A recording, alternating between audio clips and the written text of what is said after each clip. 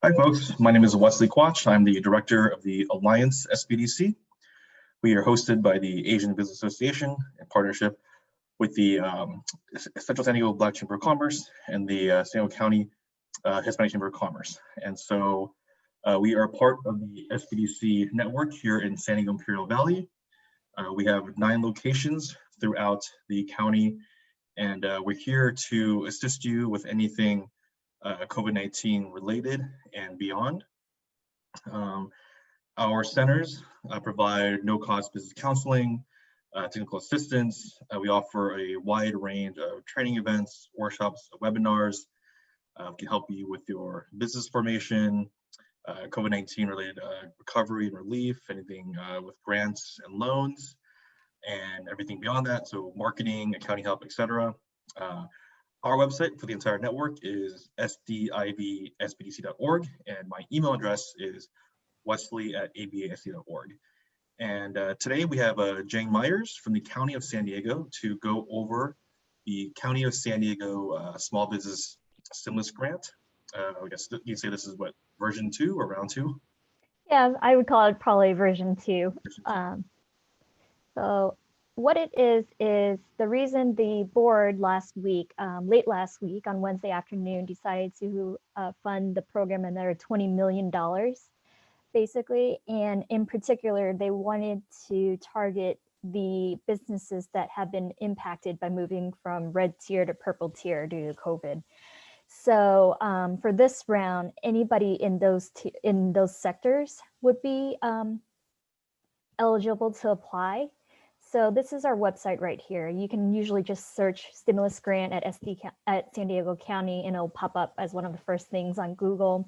But the website is sandiegocounty.gov/content/SDC/stimulusgrant.html. And on the first page, you can see big bold letters. We want to make it as obvious as possible. The grant is open. Please check your eligibility and apply. So a couple of questions we've had is, well, what's the timeline? Right now, it's basically going to stay open until funding runs out. And I don't really have an idea how long that will be. It's just kind of on the board offices, how much they're going to be sending out the grants and how fast that'll be. So we're just strongly recommending that people, businesses apply early instead of later, just so that funding won't run out. The other question we received, as you can see on there, if you've already applied, you don't need to reapply. What's going to happen is the board offices will be reviewing old applications to make sure that those that fit into those categories, they're going to go back and possibly fund some of those, and that's up to each board office. And as well as see if there are any new businesses that have been impacted that haven't been able to apply, somehow missed the first round of funding. So if you go on here, you can click this link, or you'll see right here, it just says new grant application. You can click there. Before you do that, we strongly recommend you read the application instructions. And then we have some frequently asked questions. So between those two, you should have most of the answers to any questions you have as you start filling out the application. So if you just click on new grant, the first thing they'll ask is a whole bunch of screening questions. You'll have to be able to answer yes to all of these in order to apply. So this first question is the biggest difference from our first and second round. This one is limited to the following sectors. So restaurant, gym and fitness centers, yoga studios, movie theaters, museums, zoos, or aquariums that were impacted moving from red to purple tier, or if you're part of the event industry. So any of those sectors are more than welcome and eligible to apply for this round. And then the rest are the same eligibility requirements we had before. If they were for-profit, nonprofit business, you have to have fewer than 100 employees, headquartered and operating in San Diego County. You had to have been operating for at least a year as of February 14th, 2020. And you have to be able to document and show financial hardship as a result of COVID-19. So once you answer yes to all these questions, it will take you directly to the application. As a note, you can't save the application, so we recommend you gather all the documents and everything ahead of time to be able to do it. There we go, I missed one. So once you click all of those, this button will show up. And then all the information and they'll tell you the required documents you need at the very top. And then go ahead and go through the application itself.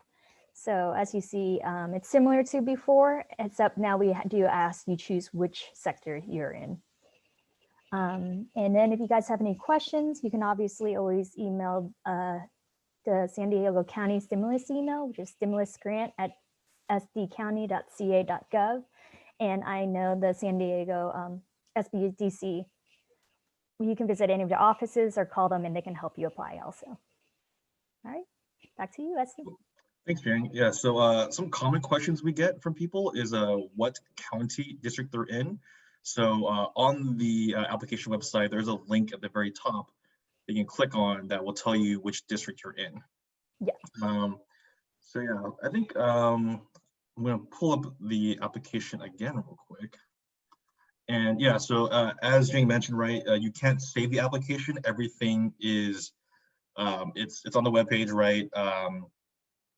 And so one thing I recommend is that there are 2 questions on there, right, that are kind of more open-ended questions, more descriptive. And so I would recommend to clients or to applicants that they type those out, maybe outside of the application, and then copy and paste it into it, right? Yeah, so right here, if you, on the application, if you scroll down, it says, please describe your business and the products and or services you provide in San Diego County. And the second one is, please describe what you'll be using the funds for further detail. And so you have a 2,500 character limit. So I recommend maybe type this up in Microsoft Word or in a separate program and then copy and paste it into the website. In case you hit refresh or back or something, you lose it. That's really helpful. And on the attachments, if you notice that not everything is required, right? But if you have those documents, please attach them. And what I would say is go through it, read it all, make sure you have all the attachments before you start attaching them. If you attach, like, let's say like the first 3 and you realize, okay, I don't have this one, and you come back to it, you might lose the entire application. So make sure that you have everything in one go. Actually, I'll yeah. say something here too. I know some people sometimes have files or some problems uploading their files. Just make sure that you don't use any special characters. Try to make your file name as short and succinct as possible. What we found is as long as you keep it straightforward and simple, it'll usually accept the files. The issues we've had is you have special characters, the file names ended up being too long, and so on. So if you have any issues uploading files, try going through some of those troubleshooting tips first. Yep. I also get questions on the W-9 and the Form 590. So if you scroll up to the very top, the link to those documents are here. So you can download a blank one and fill out yourself if you don't have those. And then another one is, this is basically your information, right? So, or whoever is filling it out for you. So put your name here, your phone number, your email, or whoever is doing it for you, where the best contact might be. Yeah, and I think, so after someone submits their application, do you know roughly how long it might take for them to hear back from the council offices, or kind of it varies? It'll probably vary. Right now, we'll probably get notices from the district offices every week or 2, depending on their ability to review all the applications. As you know, we got thousands and thousands the first round. And so far, we've already received hundreds to date for this round. So it's just a matter of how fast the district offices can go through. So, and then they themselves will also be doing multiple rounds of funding as they're going through the applications also, as they probably won't be doing their entire allocation all at once. So I would assume usually probably 2 to 3 weeks, I would say, but I'm not sure. So, and we are updating the website as much as possible with a PDF of any businesses that did receive the awards and we upload them based on what district they're in also. So I would recommend maybe checking every week or 2 to see if those things are there. And on the front page, there's a block that says, I think, award information. That's where it would be uploaded. Okay. Cool. And so here is my information again. So once again, if any of you need help with the application, I'd highly encourage you to read through the entire website first, look through the FAQ section and everything. And if you still have questions, you can reach out to me. My email address is right there. It's WESLEY, wesley@abasd.org. Or you can reach out to the SDIV SBDC for help with anything else you may need as well.